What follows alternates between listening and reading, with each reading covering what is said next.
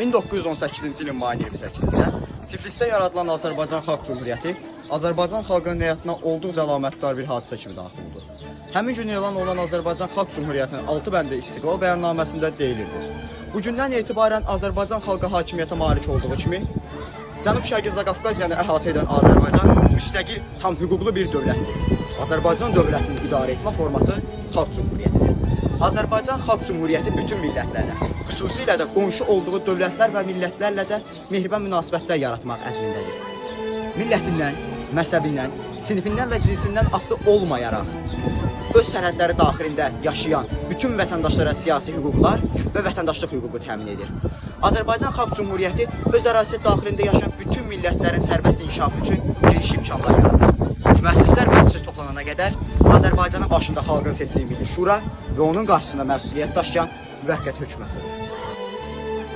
Azərbaycan Xalq Cümhuriyyətinin təşəkkül tapmasında Məmməd Əmin Rəsulzadə, Fətəli xan Xoyski, Nəsib bəy Yusifbəyli, Əlimərdan bəy Topçubaşov, Həsən bəy Ağayev, Səməd bəy Mehmandarov, Əliağa Şıxinski və başqalarının da böyük rolu olmuşdur. Azərbaycan Xalq Cümhuriyyətinin Avropa demokratik dəyərləri ilə şərq mədəniyyətini birləşdirən yeni dövlət və cəmiyyət nümunəsidir. Azərbaycan Milli Şurasının ilk iclasında Fətəli xan Xoyskinin başçılığı ilə Azərbaycan Xalq Cümhuriyyətinin müvəqqəti hökumət tərkibini təsdiq etdi.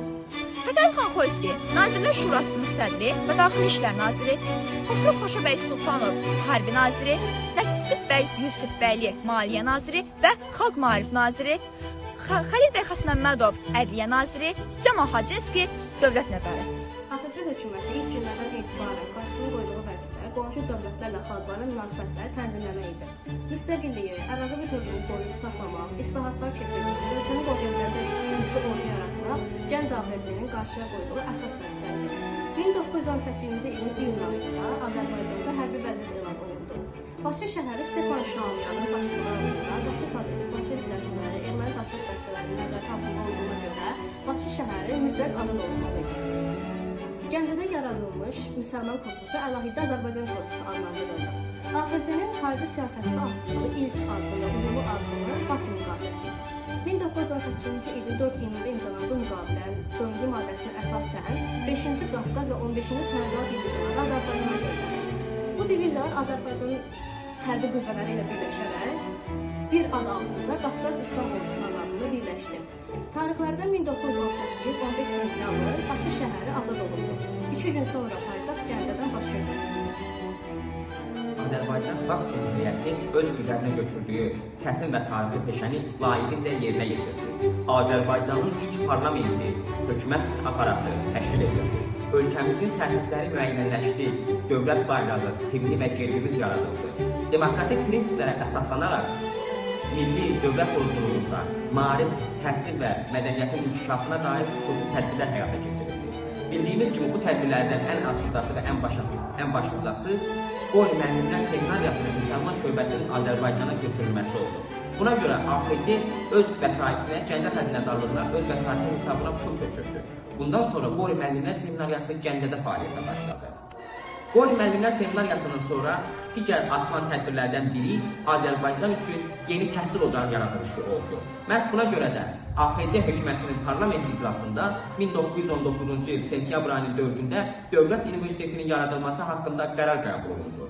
Bundan sonra 1919-1920-ci illərdə tədris ili ərzində Azərbaycanlı tələbələrin xaricdə təhsil alması üçün xüsusi imkan yaradıldı. Bu imkan çərçivəsində AXC bu imkanı öz pul vəsaitinə gördü.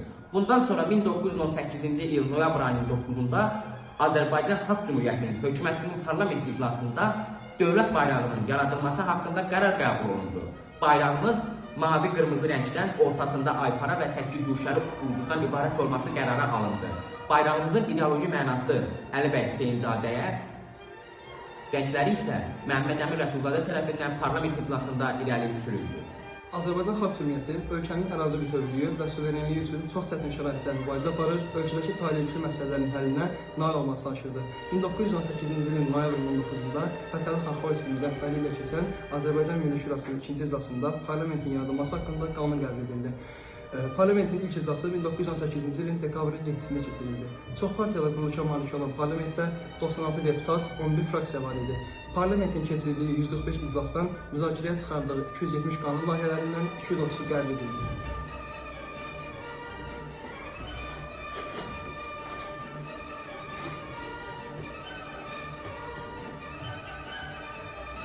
...1918-ci ilin 30 oktyabr Mudros başlığına əsasən Türk qoşunlarının Cənubi Qafqaz torpaqlarından geri çağırıldı.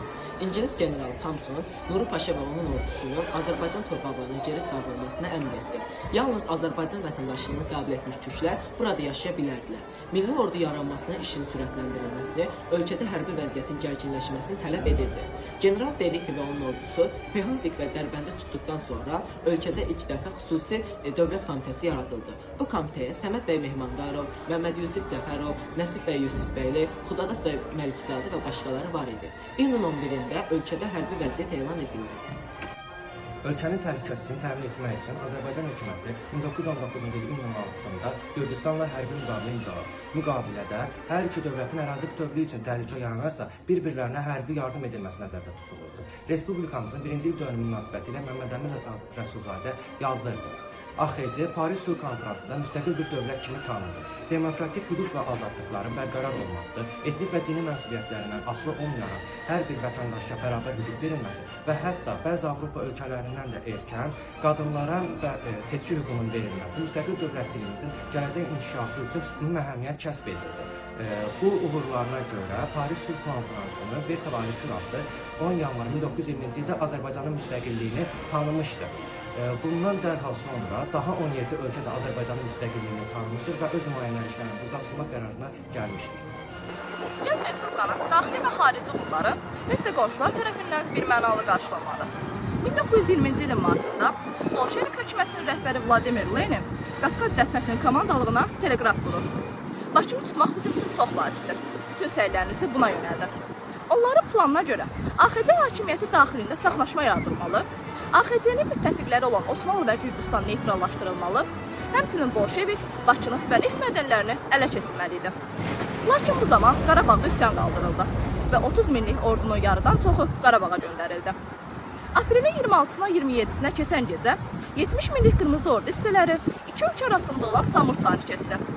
Çox minlik orduya heç bir şans olmayan milli ordumuz isə bu müqamətə 2 saat dözə bildi. 350 Azərbaycanlı son nəfəsinə qədər canını sipər etdi. Şüphesizdir ki bir gün hakikat parıldayacak, azadlık esasını, Birleşmiş Milletler prensipini ve insan haklarını tutan taraf galip gelecektir. Bu galibiyet güneşi, Kızıl İstiklal zulmü altında inleyen aziz vatanımızda 1918-28 Mayıs günü yeniden doğacaktır. Buna katiyen şüphe etmeyiniz vatandaşlar.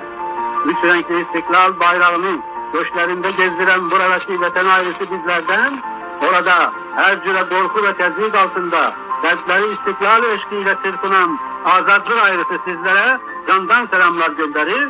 28 Mayıs istiklal kurbanlarının aziz ruhları huzurunda hürmetle eğilir ve her iki tarafı birleştiren milli büyük hasreti şairin beytiyle dile getiririm. Sen bizimsen, bizimsen, durdukça bedende can, yaşa, yaşa, çok yaşa, ey şanlı Azerbaycan.